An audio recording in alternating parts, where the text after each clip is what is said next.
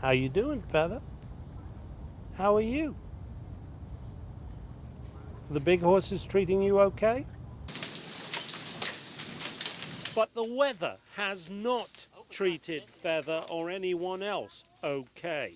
The heavy storms that ravaged northern Broward County ripped apart the roof over her stable and exposed all the stalls for the miniature horses here at a place called Tomorrow's Rainbow.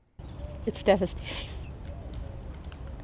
It's a special place that provides therapy for children grieving a lost relative. It's sad to say that I don't think there would be a life without this. It was a really rough time for me the first few months after my father and grandmother's death, and I was very much feeling like there was no reason to stay living. I started coming here when I was 14. My father had died about a week before I started high school. Now, a couple of these, look like big dogs cleverly disguised as horses. Nevertheless, they are horses, miniature ones, most of them. And there's a reason for that. First of all, they have a sweet disposition. And second, to a child, this is really not very intimidating, is it?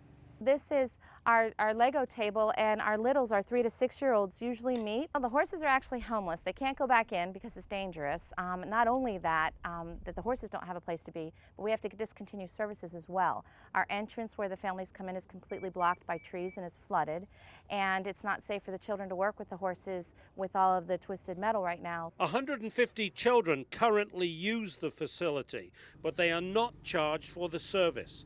And they rely here solely on private donation. But shortly after our first story about the damage hit the air, this man walked up with $20,000 from a company called Patriot National Insurance. They're making a $20,000 contribution to help reconstruct the barn that was lost in the storm so that the animals can once again have their shelter, and the children can come back here and begin the healing process, which is really so important for them.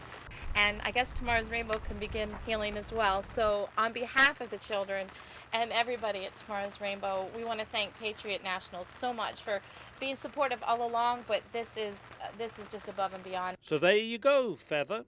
Things are looking up. In Coconut Creek, Derek Hayward, 7 News.